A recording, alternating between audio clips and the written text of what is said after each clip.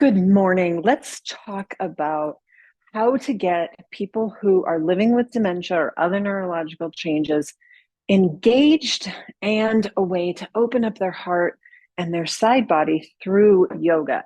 So people often say to me, I don't know how you get people with dementia to practice yoga.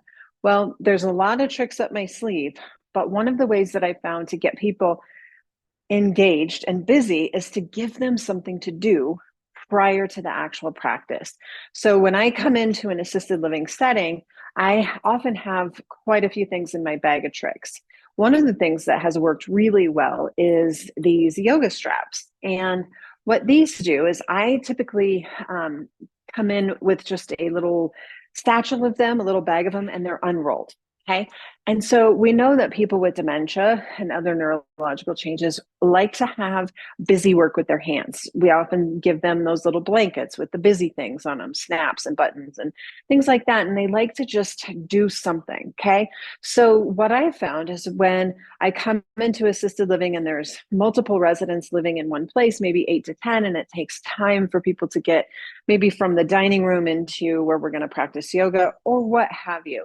I pass around these yoga straps, and sure enough, within seconds, I have people rolling them up. Okay. And they roll them and they roll them, and they roll them. And while they're rolling, I'm talking to them. I'm asking them if they like the color of my shirt. I'm asking them what color their eyes are, getting really close, really connecting with them. And that's like the number one thing is connection. And so when everybody gets into the yoga space, which is a dining room, a living room, a sunroom, it could be out on the patio, it could be anywhere that people gather. That's where we practice. By the time everybody's there, pretty soon, my yoga straps are all rolled up again. Okay. So now they're holding it. Maybe they unroll it. Maybe they roll it back up again.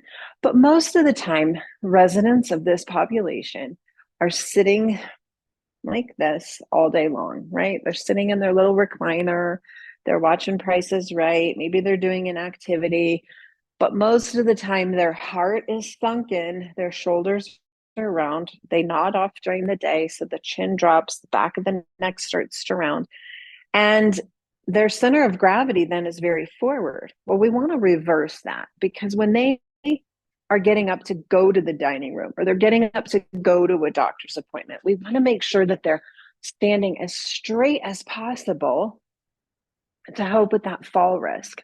So I'm going to show you how to utilize these straps. So once everybody has their strap, whether it's rolled up or unrolled, doesn't matter, then we start to use them. So I ask them to hold the strap. And sometimes it takes me hand over hand, like, I need you to hold this. And then I do that around the room and it's hard and it's chaos, but it gets done. Then I say, all right, I want you to lift it as high as you can. Well, just notice what happens. I'm sitting in a chair, right? I'm sitting with my heart in, slumped. And as I extend the strap up, now all of a sudden my heart is up and open. So that's just one simple way.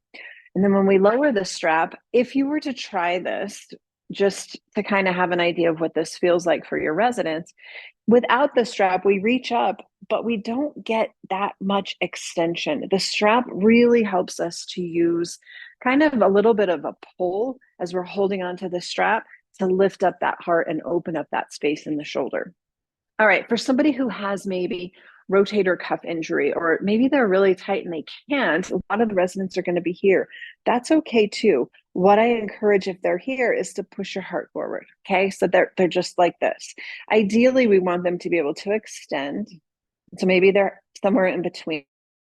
And then if they're able to reach their arms above their head, then I would invite them to reach behind. So now I'm countering that rounded spine that is pretty much how they live a lot of their days. Come on back, and then we lower it. So then we might do something different, do another little movement. We come back to the strap. I take them wide with the arms.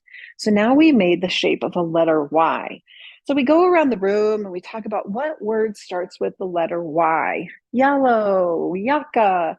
We go through all of these silly little words, and then we're going to take our Y and we're going to tip it over. So as the residents do this, you can see, oh, the side body gets a nice opening. And then we go to the other side. We are working really hard in these simple movements to open up some of the tissues, the muscles that are typically pretty dormant during the daytime when residents are awake. Most of the time we're here. So just those two movements, up we go, opens up this part of the body, gets those shoulders open, and then tick-tocking our Y opens up the side body. Well, why do we open up the side body? Because we want to increase that lung capacity. We want to give space for them to breathe a little bit bigger. So that's just two simple ways that you can have your residents use a strap to kind of get the body working. Now, one of the other ways I like to use the strap for people who sit a lot, they get very, very tight. And so it's hard to get them to maybe touch their toes or to stretch their lower body, but the strap is a great tool. So you would go around and hook the strap underneath one of their feet. I ask them, hey, can you hold on to this for me? And I hook the two tails together. And then I have them lift their leg. Well, there's my foot. They're amazed that their leg can actually go up. So once it's straight, then we're going to draw some circles. Circles with the leg elevated gets into that hip joint. We know that hips get very, very stiff when they don't move. Well, most of the time, these residents aren't as active as they used to be. So that synovial fluid inside the joint kind of dries up. They get stiff, they're cranky, there's pain. Working the hip in a circle allows that synovial fluid to naturally reproduce, and then the joint feels better. So 3 simple ways to use a yoga strap with the bonus of giving them something to do with their hands to keep them busy. Above the head, side body stretch, and then that final one with the leg. That is such a great tool for your activities. If you just want to get some people moving, simple way. If you don't have yoga straps, you can grab some. There's a link down below to my Amazon shop that has my favorite brand of straps, but you could certainly just use belts that you use around your waist.